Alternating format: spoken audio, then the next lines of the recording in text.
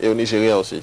Bon, je ne peux le dire parce que je n'ai pas un papier qui me montre effectivement que cette marchandise que moi, cette marchandise qui est restée sous ma responsabilité de Lomé jusqu'à Maradi est descendue là-bas. Alors, s'il vend l'huile à Maradi, depuis que cette décision est prise et vous passez par Lomé, il a augmenté le prix de vente de son huile? Et il a augmenté. Puisque le transport là-bas est plus cher. Mais le prix d'achat là-bas est moins cher puisque tout est envoyé vers le même. Donc il y a une concurrence même au sein de ces importateurs. Puisque chacun sait comment il fait. Il y a certains peut-être qui passent par le canal de la banque pour faire leur commande. Et ils ont des agents à payer, donc il faut vite vraiment... Comment... je vous avais certainement vu. Récemment, le directeur général de la SOBEMAP est allé à Gao, au Mali, installer une structure de sa société. Le Bénin invite les opérateurs économiques à venir, à utiliser son port. Et au même moment, on prend des décisions qui ne sont pas de nature à inciter ces opérateurs économiques-là. Est-ce qu'on peut rendre compétitif le port de Cotonou tout en agissant comme on le fait en ce moment? Monsieur le journaliste, là, il y a un paradoxe. Vous tapez sur la tête des gens et vous allez encore les appeler venez. Moi, je dis, il y a un paradoxe. Vous les étranglez. Et vous allez encore les appeler, donc venez, dès qu'ils viennent, allez, on leur prouve le contraire. Cette mesure concerne aussi les Burkinabés et les Maliens. On a dit toute destination. Mais même si on prend l'huile ou tout ce que vous dites là, si ça va au Mali, ça ne va pas atterrir au Nigeria aussi. Ça atterrit directement là-bas. Le Burkinabé ne peut pas avoir la position géographique du Burkina. Le Burkinabé ne peut pas amener sa marchandise au Nigeria. Il peut déposer sa marchandise au Niger, transit Burkina, déposer au Burkina. Et quant aux Nigériens, peut-être en cas de pénurie, et descendre au Burkina, puisqu'ils ont des frontières. Ils peuvent descendre maintenant au Burkina, acheter et le revendre. Donc les Burkinabés et les Maliens n'ont pas le même problème que le Nigérien qui arrose le Nigeria. Non, ils n'ont pas le même problème. Mais ils doivent aussi suivre les mêmes dispositions que vous. Oui, c'est ce que la décision stipule. Donc pour vous, l'installation de ces bureaux annexes dans des villes stratégiques, Gao, comme Ouagadougou, ou Bobo Dioulasso, ou comme Niamey, finalement, si on prend cette décision, ça n'a pas de sens. À l'heure actuelle, avec cette décision, ça n'a pas de sens. Avec cette décision, ça n'a pas de sens. À moins qu'il y ait une dérogation spéciale pour ces Maliens qu'on essaie de ramener maintenant vers le Bénin. À moins qu'il y ait une dérogation spéciale. Mais, si ce n'est pas ça, donc, ça n'a pas son sens.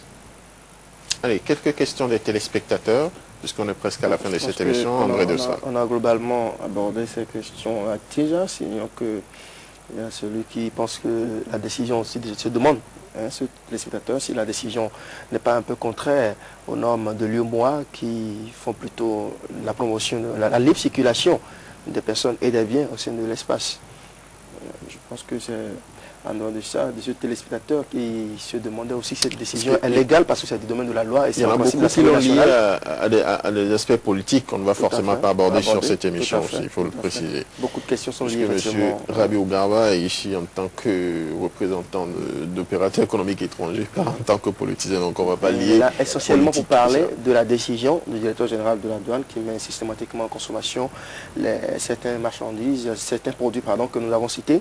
Donc nous n'allons pas aborder les aspects politiques. Il y a ce téléspectateur qui demande quelle note vous voulez donner au chef de l'État par rapport à cette situation, par rapport à la situation que vous êtes venu évoquer.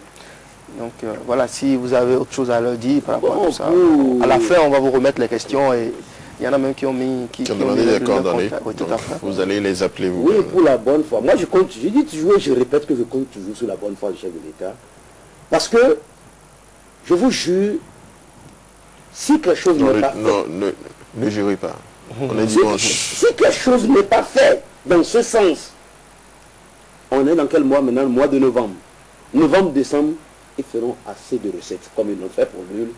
Mais je vous dis, janvier, février, mars, avril, si vous voulez, vous pouvez installer même 2 camps. À l'intérieur du port de Cotonou, vous allez jouer. Vous ne verrez plus personne. Pourquoi? Quel camp va s'aller? Vous pouvez jouer 2 camps de football. Il y aura de la place. Oui, il y aura de la place. Les camions vont partir. La plupart des marchandises sont beaucoup plus en transit vers l'Interland, c'est bien ça? Oui. Oui. Les navires même, vous allez voir aujourd'hui, ces journalistes, si vous êtes des journalistes d'investigation, descendez un peu vers le marché. Je prends le cas spécifique de l'huile. Demandez. Avant la décision, le prix, le bidon d'huile était à 13 000. Aujourd'hui, demandez, chacun de nous a un peu de famille ici, combien nos femmes achètent le litre d'huile. Le bidon aujourd'hui est à 17 800, 18 000. Généralement, on ne leur pose pas la question parce qu'elles vont dire, vous voulez comprendre ce que vous ne devez pas comprendre. Donc je vous dis, Par contre, voilà l'impact.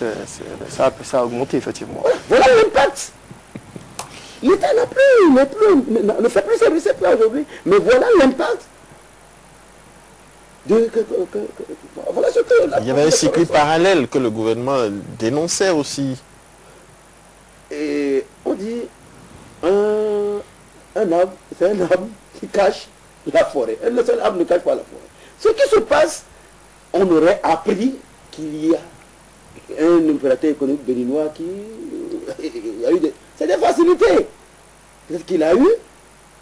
Les gens qui importent comme lui, ils sont nombreux. Mais pourquoi c'est lui seul qu'on a doigté? Je suis certain, c'est des facilités que peut-être qu'on lui a accordées. Il en a saisi. Et depuis là, si on a fini avec ça là, on pouvait vraiment prendre des dispositions pour canaliser un peu l'activité et permettre, un temps soit peu, à d'autres qui mènent la même activité à jouer. Aujourd'hui, je vous dis, les bonnes dames qui vendent l'huile au marché aujourd'hui, ils cherchent même le connaissement là pour acheter, ils ne trouvent pas. Pour faire quoi avec? Ils cherchent le connaissement pour acheter le connaissement d'huile là. Pour faire quoi? Oui, mais pour pouvoir dédouaner et vendre au Bénin, il n'y en a pas. L'huile qu'on consomme maintenant vient d'où? L'huile que nous consommons aujourd'hui, c'est une... Ce qu'on n'importe pas Lomé. Non, c'est le résidu. C'est quelques conteneurs qui restent et qui sont frappés par le dépôt sur les staries gardiennage qui restent là. Et un peu, on sort, on vend. Donc, lorsque ça va finir? Dès que ça va finir, vous allez voir. À Cotonou, Lomé va nous ravitailler. Le système n'est même pas permis aux Béninois d'importer l'huile de Lomé vers Cotonou. Tu le fais et tu ne pourras même pas vendre. Donc il faut vous dire que ce qui nous attend, puisque c'est un produit de première nécessité, donc, ce qui nous attend dans les mois à venir, mes frères, on a de l'arachide, il y a l'huile de palme, on pourra tout on ira à Gonly-Covet pour s'approvisionner. Ces huiles sont là pourtant, nous allons vers cette huile importée. Pas forcément les usines qui sont installées sur le territoire. Vous sciez votre noix de palme et qu'on sort, vous préparez votre huile tranquillement. Monsieur le journaliste, vous mangez l'huile rouge au moins. L'huile rouge est consommée moins que l'huile d'arachide. Eh bien, vous n'avez qu'à la blanchir. Vous n'avez qu'à la blanchir, l'huile rouge en l'huile d'arachide. Allez, on est à la fin de cette émission. Juste un mot pour finir, parce que vous semblez très attaché à l'appel que vous voulez lancer au chef de l'État. Vous qui êtes le patriote de service aujourd'hui et qui aimerait tant qu'il vous écoute et pour qu'il puisse régler ce problème, qui est un problème vital pour votre, non pas vital pour vos opérateurs, parce qu'ils peuvent toutefois se rabattre sur d'autres pays, sur le Togo, sur le Ghana, sur la Côte d'Ivoire pour ramener leurs marchandises vers chez eux. Vital pour les dockers et pour les autres. Pour vous, vous avez dit, bon, c'est accessoire. Merci beaucoup. Je vous dis que je continue toujours de voir la gravité de cette décision. Si nous pensons que c'est du mal que cette décision peut-être fait mal au voisin. Non, le voisin a plusieurs portes de sortie. C'est ce que nous oublions. Le voisin a plusieurs portes de sortie. Il y a le Ghana, il y a le Togo. Donc c'est une chance que nous accordons à ceux-là, en nous pénalisant. Donc c'est pour ça que je vous dis que ça nous donne de l'insomnie. Ce n'est pas mon cas d'Arba Radio qui me préoccupe, moi. Non. Pour vous, même s'il va à Lomé, non, si ça va à Lomé, ça va à Lomé. Tant que je ne déçois pas cet opérateur économique, il va là-bas avec moi, je vais avec lui. Je vais avec lui. Mais en allant, chers journalistes, ces transitaires, un seul transitaire qui vous donnait ce document, ceux qui bouffent sous lui là, sous le transitaire là, ils sont plus de 20. Et posez-vous la question de savoir quel sort est réservé à ceux-là. Les deux cas au port. Les maisons de conciliation, même d'abord, Delmas, Maes, qui ont des employés. Tous ceux-là, quel sort est réservé à nos compatriotes? Donc, dans deux mots, on choisit le moindre mal. Essayons de voir. Nous avons dit, nous avons des propositions. Qu'on vous reçoive seulement. Nous allons proposer, quant à cet technocrate... Mais vous n'avez pas de base légale aussi. Nous n'avons pas, je vous ai dit, cette situation peut nous amener à nous organiser et à nous...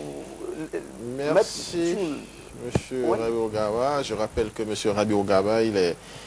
disons en quelque sorte un homme de confiance des opérateurs économiques étrangers, notamment nigériens et nigériens qui font passer leurs marchandises, leurs cargaisons par le port autonome de Cotonou, une situation qui est créée suite à une décision prise le 10 novembre et mise en application le 12 dernier, portant sur la mise en consommation systématique de certains produits comme le riz, les friperies, les bonneteries, le sucre, les pâtes alimentaires et les tissus. Donc ces produits qui sont en transit vers les pays de l'Interland qui sont aussi frappés, donc qui doivent être dédouanés. Toute chose qui ne concourt pas à rendre le port autonome de Cotonou compétitif et qui fera fuir certainement beaucoup d'opérateurs économiques vers les autres ports, notamment les ports concurrents, les ports de Lomé, les ports de Tema et pourquoi pas même le port de Douala, puisque aussi le Douala qui ramasse beaucoup de choses aussi par l'Afrique de l'Ouest. On espère que cette décision sera revue, on espère qu'il y aura des discussions ou des explications nécessaires à apporter sur cette décision et qu'on comprendra pourquoi une telle décision et voir s'il y a des mesures d'accompagnement et si cette mesure prise permettra à notre port de rester compétitif dans un concert de ports autonomes où c'est beaucoup plus le plus fort qui gagne plus, c'est beaucoup plus celui qui communique qui gagne plus, et c'est beaucoup plus celui qui trouve les stratégies pour attirer plus de clients vers lui, qui essaie de gagner et qui tire généralement son épingle du jeu. Merci, M. Rabiou, de nous avoir prêté votre attention ce dimanche. Merci, André Dossa, pour votre disponibilité. Merci à vous tous et à vous toutes qui nous recevez dans le monde entier, partout où vous soyez, qui nous recevait aussi à Kandy sur la radio Kandy FM, 96.5 c'est à Parakou sur Fraternité FM, et dans les autres communes, Tanguieta, Banikoara, Malanville, Djougou, Bassila, Wake, Natitengu, où nous sommes passés. Nous serons aussi la semaine prochaine dans les départements de la Libérie. Merci à vous tous et à vous toutes. On vous souhaite de passer un excellent dimanche en notre compagnie. Au revoir. On se retrouve dans 2 semaines pour une autre émission de Zone Franche.